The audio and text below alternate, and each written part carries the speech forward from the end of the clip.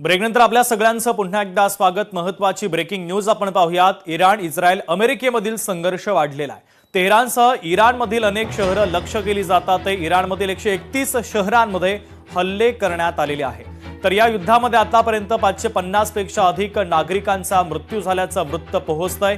तर Iran Israel America यांच्यातील हा संघर्ष वाढलेला आहे। तर तेहरानसह इराणमधील अनेक महत्त्वाची शहरं आहेत ती लक्ष्य केली जातात। इराणमधील 131 शहरांमध्ये क्षेपणास्त्रांच्या माध्यमातून ड्रोनच्या माध्यमातून हल्ले केले जात आहेत। तर आता इस्रायलने इराणवर मोठा हवाई हल्ला केलेला आहे। गुप्तचर मंत्रालयाच्या कार्यालयावरच हा थेट हल्ला करण्यात आला। हवाई हल्ल्यामध्ये अनेक वरिष्ठ अधिकारी मारले गेल्याची माहिती आहे। तर इस्रायलच्या लष्करी दलाने या संदर्भात दावा केलेला आहे।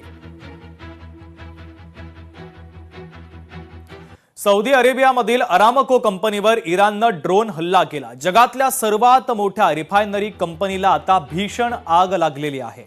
तर अमेरिका, इस्रायल आणि इराण यांच्या युद्धाचे पडसाद थेट सौदी अरेबियातील अरामको रिफायनरीपर्यंत पोहोचलेले आहेत। तर सौदी अरेबियामधील सरकारी तेल कंपनी असलेल्या अरामकोवर ड्रोन हल्ला करण्यात आला आणि या हल्ल्यानंतर अरामको या रिफायनरीला भीषण आग लागलेली आहे। तर अरामको ही जगातली सर्वात मोठी रिफायनरी आहे। या कंपनीवर हा ड्रोन हल्ला केल्यानं मोठं नुकसान सौदी अरेबियाचं झाले।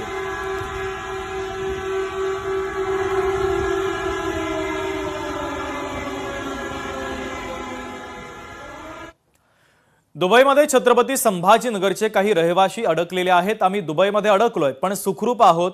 दुबईत अडकलेल्या यशोदा गाढवे यांनी आता प्रतिक्रिया दिलेली आहे। या ठिकाणी मी माझ्या हॉटेलपासून 1 किलोमीटर अंतरावर आलेले आहे। या ठिकाणी हॉटेल चालू आहे, शॉप चालू आहे, सगळ्या गोष्टी व्यवस्थित आहे।